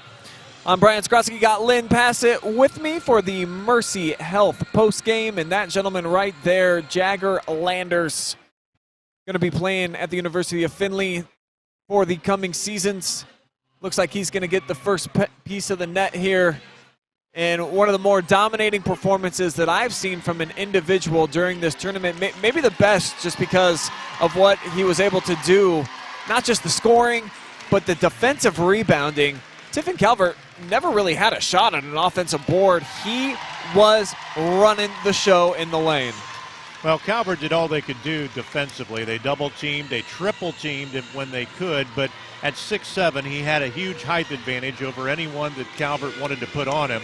And he really didn't hurt him that badly from the outside tonight. He really got most of his points inside and several off second chance opportunities. And when you look at the statistics, the thing that really jumps out at me is The field goal percentage for Calvert, they only shot 29% from the floor tonight, while Antwerp hit 52%. And rebounding, that's the other thing that really is a glaring advantage for Antwerp. They out-rebounded Calvert 34-12. Only 12, you think about that, 3 rebounds a quarter on average. You're not going to win ball games when you're getting 3 rebounds per quarter. Meanwhile, Landers grabbing 17 of them, 14 on the defensive end. Such an impact he had patrolling the lane here this evening. And for the Archers, such a cool scene here for them, celebrating with their fans for the first time in this position, moving on to the state Final Four. Always love these stories, Lynn. Trying to start something here. You can't be one of those programs that's considered like a basketball machine until you taste the big success at least once. The Archers getting there this season in a pretty young nucleus when you look at some of these players. Quite a few sophomores in the mix. Could be back here real soon. Yeah, the leaders of the team are definitely seniors, but they do have a lot of youth that contribute and contributed a lot tonight. So I think the Archers have a pretty darn good chance. I mean, when you can take the #1 team in the state and knock them off by 21 points, you definitely raise some eyebrows, and you know whoever they're going to be facing down in Dayton next week is going to be looking at this game film saying, wow, this is a team that could win it. Let's go ahead and take a look at the final stats of the night. Brought to you by Mercy Health. And really just statistically. Yeah, those statistics aren't right. Yeah, definitely not. It's throwing me off looking at them. Yeah, the free throws, for instance, are backwards. The 50% should go to the Senecas. And the turnovers were actually 12-7, the Archers with 12. And rebounding is correct, though, 34-12. So, and the 3-ball was the only thing Tiffin really had going for them tonight. They did knock down 6 threes, but 3 of those came late in the contest when they were really trying to make up some ground. The Archers just played an absolutely fantastic, flawless ball game. Other than the turnovers, that's the only thing that Coach Billman will probably look and cringe at is we threw the ball away way too much. But they made up for it with cleaning the glass and taking care of the basketball inside the paint and scoring. Well, we've had an opportunity to jump on for the ride of Tiffin-Calvert over these last few weeks. It's been great to get to know some of these kids, their coaching staff, the fan base, and it's all top-notch A1 over there. Put a little bow on top of the season for them, Lynn. You mentioned in the fourth quarter, if you would have told them, hey, you guys are going to be in the Elite 8, 26-0 top team in the state, they would have signed up for it preseason. I don't think there's any question. So it was a heck of a journey for them. Just came to a close against a team that, maybe heading for destiny here with a strong player in the middle. What do you make of Calvert's run and their season as a total package? Well, you and I kind of talked before the ball game, and I really feel that the SBC, the Sandusky Bay Conference, top to bottom, is probably a better conference than the Buckeye Border Conference. But that being said, and a 16-0 record in the conference for the Senecas, they were just dominant in the postseason until tonight, and they just hit a train wreck. And they kind of self-destructed in a little bit their own way by not doing the things they needed to do, such as boxing out and preventing those second and third shots for the Archers. But this Antwerp team is for real, and they waltzed through the Buckeye Border Conference unbeaten. Their only loss, as we said, was a 4-point loss to Wayne Trace, who is a perennial power in high school basketball here in Ohio, so nothing to hang your head on with that loss. And I think Antwerp's got a really good shot at winning the whole thing. If you look at what they did tonight, Landers with 22, Brewer with 13, that's 35. Those two outscored the Senecas by 4 themselves. So they've got a nice 1-2 punch with Landers and Brewer, and then they have a nice little supporting cast as well. So it's an all-around team effort for Antwerp. For Calvert, they were led tonight by Blake Ronski with 12. He had 3 3-pointers in that 12-point performance. and 6 for Nolan Beaker. The rest of the team, 6 for Palm, 2 for Garrett Spawn, 2 for Max Paul, and 3 for Ethan Sauber on a 3-point shot. But the big one that stands out to me is Garrett Spawn. 1 field goal tonight, and he didn't even get that until late in the third quarter, if I remember right. So sure, they really held him in check. Yeah, he shot 10% from the field, 1 for 10 tonight, and that's the guy so far during the tournament that has really led them, especially in the second half. He's thrown on Superman's cape when they needed him to rise to the occasion. Wasn't in the cards for him here tonight as Antwerp moves on, and they are going to play Tri-Village. The defending state champion Botkins knocked out tonight, 45-36. That's the final score there. So Tri-Village is going to be the next test all along the tournament trail. Yeah, we saw the defending state champions get eliminated tonight, and we saw the #1 team in the state get eliminated tonight. So it was kind of an upset evening in Division 4 across the state, at least in Northwest and Southwest Ohio. Yeah, Botkins and Calvert both tied for the top spot in the final AP poll, so each were ranked #1 heading into the postseason. Both journeys will end in the Elite 8. And I think some of the biggest ovations that we've heard so far tonight were from some of these ball boys getting up there and getting their piece of history. Well, and I noticed Antwerp already had Final Four T-shirts already made. So I guess they kind of had a little pressure. They had to come out and win that ball game, or else those T-shirts would have became fodder for a car wash. Now head coach Doug Billman takes that final tether off of the rim, and they will carry that trophy back to Antwerp, Ohio, and they will now prepare themselves for the state semifinals next week at Dayton. As they line up to get their team photo, we'll go ahead and take one last time out. We'll be back with our post-game interviews. Both sides will be heading to the podium, and we'll also catch up with our player of the game, Jagger Landers. Keep it here.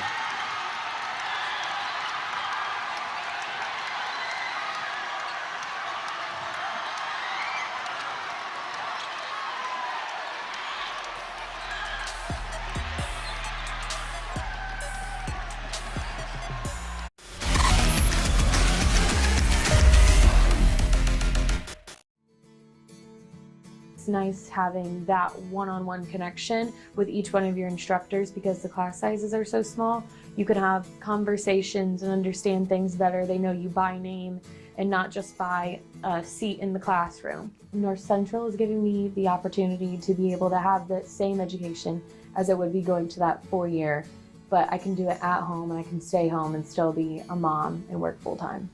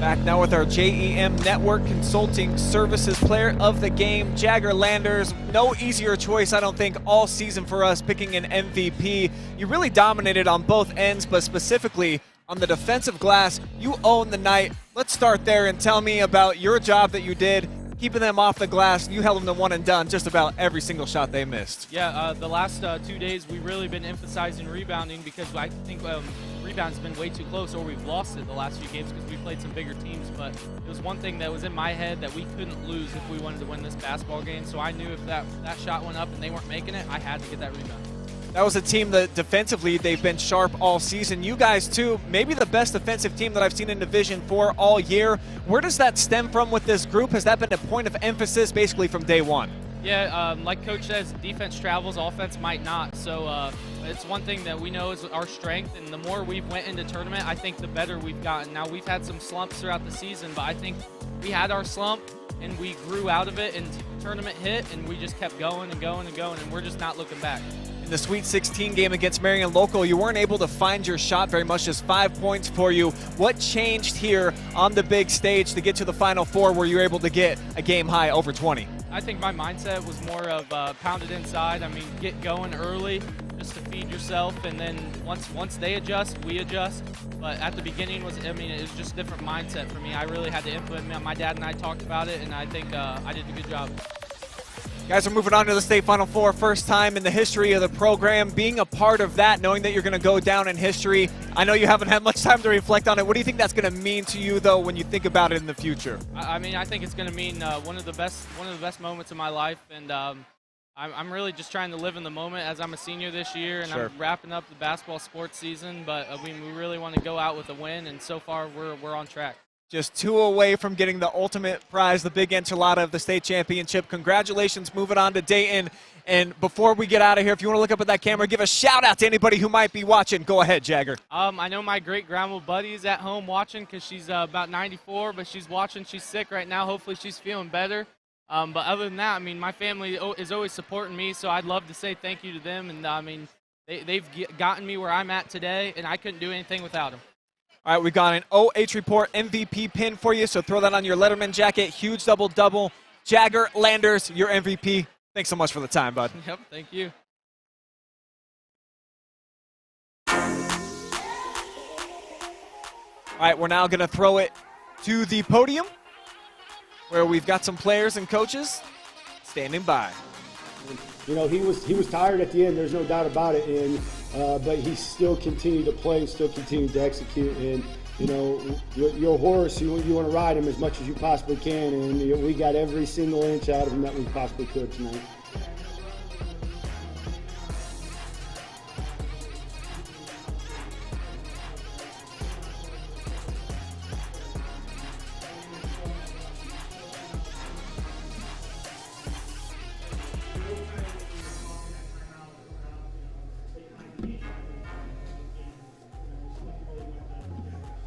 Yeah, we thought we had opportunities out of transition to get some touches early in the post before any help got there or any double got there. You know, we just reiterated that what we wanted to accomplish in our pregame is let's get the ball up the floor quickly. Let's see if we can get a post touch early, run our secondary action, and see what we had. And so everything looked really good to that point, and is still on point with everything that we needed. It was just, let's go back to let's refocus and execute, and understand where the ball needs to get to. And that run there in that second quarter, I think, was big and giving us some confidence at halftime, and then it spilled over into the third quarter. You guys, any questions? Go ahead. Yeah.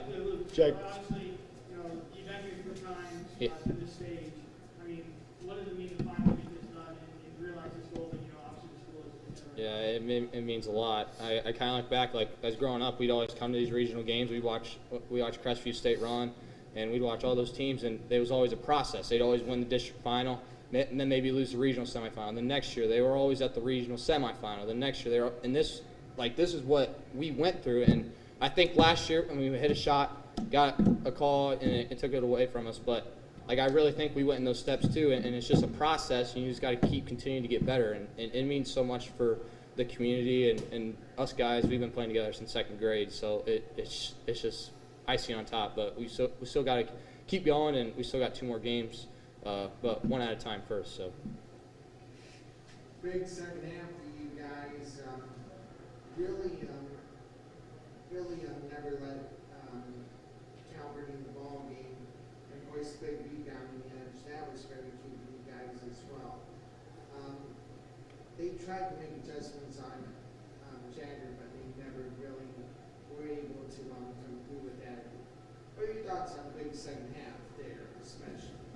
I think just the big second half is we switched more. I think like we had more hands on the shooters, and I know in the zone, like they had, I think it might have been the 2 threes they got was we were in zone and they just overloaded the side and it got us confused.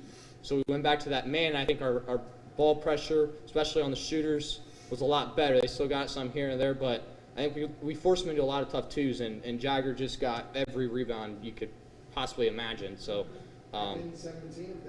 yeah. So yeah, it's all right there. Finishing the defense possession, you got to end it with a rebound, and Jagger did that. So.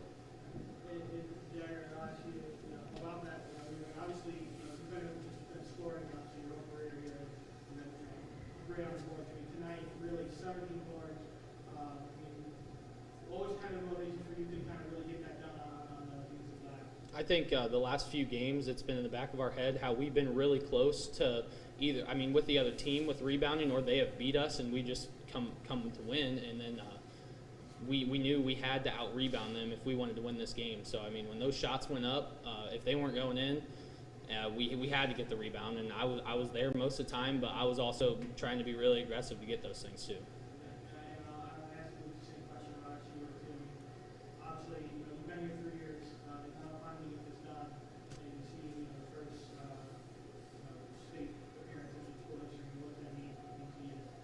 I think it means everything to me, and I think it means everything to my teammates as well in our community.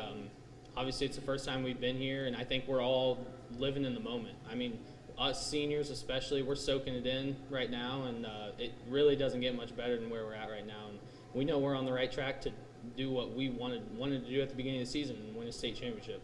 And I think we'll get her done. Yeah, I mean, it was the first time they've given up 50 points all season, their first loss of the year. So, I mean, what were you guys doing so well offensively? It seemed like the coach said you were stuck on 16 for what seemed probably about 10 minutes, but then you made a run there and just seemed they just couldn't get back in the game. And obviously, you hit some free throws late, but, I mean, just the ball movement was pretty good all game.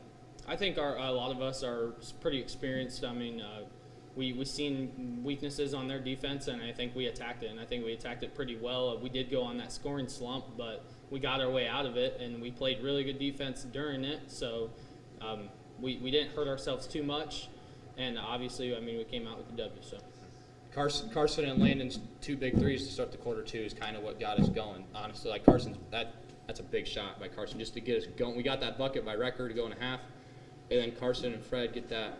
Landon, we call him Fred. He got that bucket, but that was huge to get us going, and it kind of opened up him more, I thought, too. So overall, a very balanced scoring attack for you guys, and now you are just 2 games away from your ultimate goal, of course, taking 1 game at a time. But how do you guys feel about finally getting that first ever state Final Four appearance for the Antwerp Barber?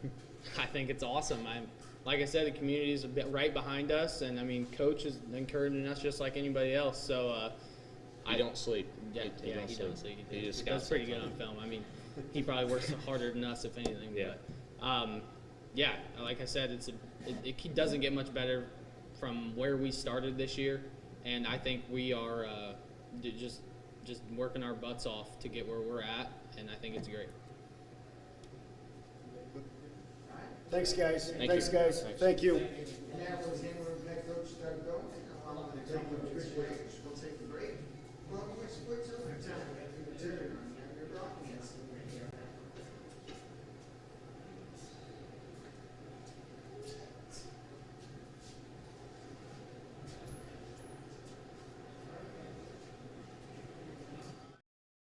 There you just heard from the winners tonight, and was just commenting, really impressed with Jagger Landers, just how well-spoken he is, and same thing for Luke Krause. Both those guys, you can tell that they've done their fair share of media obligations, and got to feel good for them. A couple of really humble kids, and talking about the process there, and I really admire that they got close, got on the doorstep on a couple of occasions, and they knew they had to work a little bit harder, get better as a program. They were able to do that this year, breaking through, moving on to the Final Four. Well, that's what it takes. Sometimes the sour taste of losing makes you want it a little bit more, and you become a little more determined. I know when he was talking here, he said we really focused on rebounding. We knew that was going to be a key tonight. Well, it was a huge key because when you're giving up shots like Calvert was tonight on the offensive glass, that really spelled doom for them. You just can't give up those shots. I think we have Coach Otterbacher now at the media podium.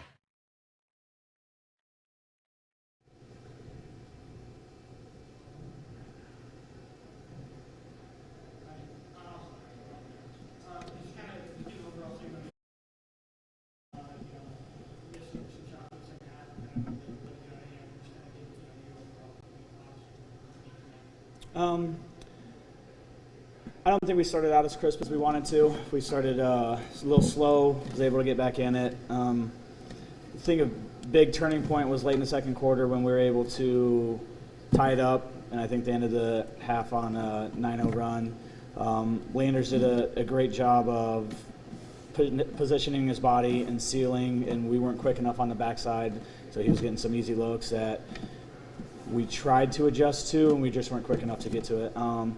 Then going into the second half, third quarter, I thought we were a little slow, a little sluggish, and which allowed them to build the lead to 17, I believe. And so then we were playing catch up from then on and cut it to 10, and we had it at 31-41 for, I don't know, it seemed like a half hour. I don't know if forever, and we just couldn't get a shot to fall. Took some quick threes that were open that usually go in, and they didn't, and I'm assuming they out-rebounded us by 20. We didn't get any offensive rebounds, and they did a great job of keeping us off the board. So any second-chance opportunities we weren't able to get, and they made free throws down the stretch to take the lead from 10 to 20. Yeah, totally. I mean, defensively, obviously a big guy inside. I think a couple pretty tall guys in there, but it just seemed like playing a lot on the perimeter, just kind of not much, going to the rim. Obviously, when you're down, by that much, you had to make some threes late. But during that run, it just seemed like one shot and then done. Like you said, they had pretty good margin of rebounding, but just one shot and done for a lot of that period. It was tough to get back in the game. Yeah, and it's not like our threes were contested completely. It just they didn't fall. We took wide open shots. We were getting north-south penetration, kicking out for wide open shots, and they just weren't going down. And not that we live and die by the three, but in the second half when you're down 10 points late in the game and you got to get threes, that's a difference in the ball game. If we can get those in a stop and get another one, just get it to single digits, and then you got some momentum going. Effort was there completely the whole time. I think we did a good job of putting pressure on them, and we were able to get some turnovers in that third quarter stretch, beginning of the fourth quarter, to get back into it. And I'm very proud of the team we've had and the things we've been able to accomplish, the teams we've been able to beat, and I look forward to see what those seniors can do at the next chapter in their life. And they talk about the adjustments on that. Obviously, Landers was going to do what he did. I thought Beaker, obviously a lot of the season he's outsized and did as well as he could. Picked up some fouls. I think Garrett had 3 there in the first half. I don't know if that last one was actually on him, but just you did what you could. Made some adjustments, but their ball movement was good. I mean, he's big, but he can pass. Like a guard, and they just got some easy looks. And even if you played very good defense, they still could get a pretty good look.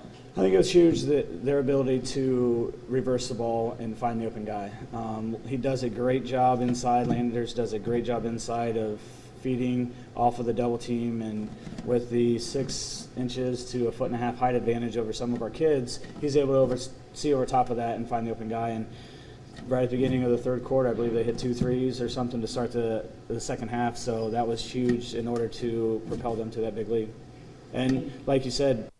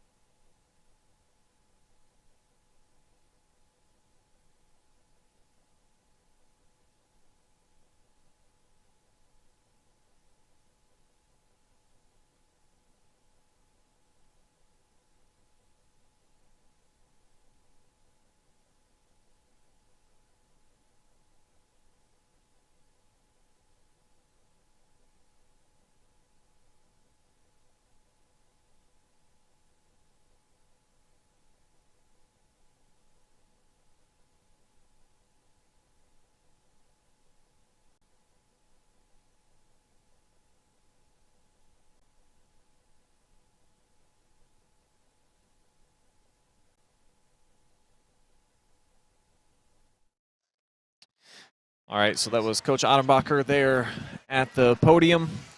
As we'll now wrap things up here from the Stroh Center. I think we kind of touched on everything, Lynn. Awesome season, of course, for Calvert. Sometimes your shots just don't fall, and at the same time, sometimes you just run into a buzzsaw, and I think both things kind of happened, married themselves together here tonight with Jagger and company still moving on, still dancing.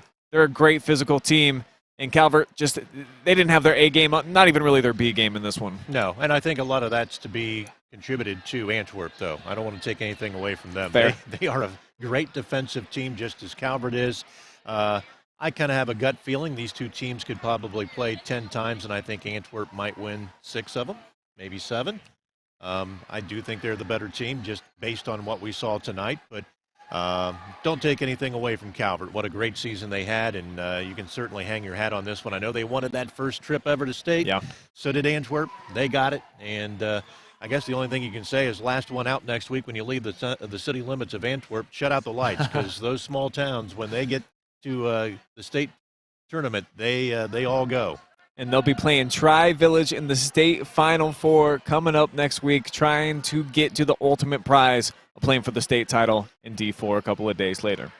That will completely wrap up our coverage now here on the Mercy Health post-game show. I want to thank everybody that makes our amazing broadcast possible, including our great director, Adam Thompson. Jory Hollenbeck was on the camera tonight and also makes commercials.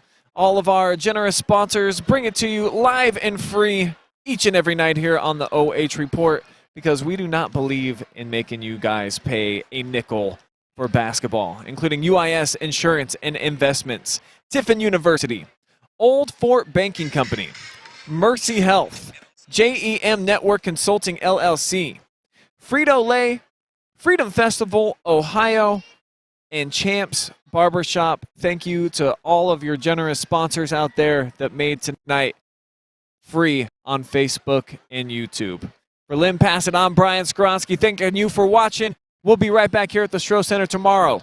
2 regional championship games going down in Division 2 and Division 3. You'll see both of us here. See you then. Nice catch, wasn't it? I learned all my moves from Newsom.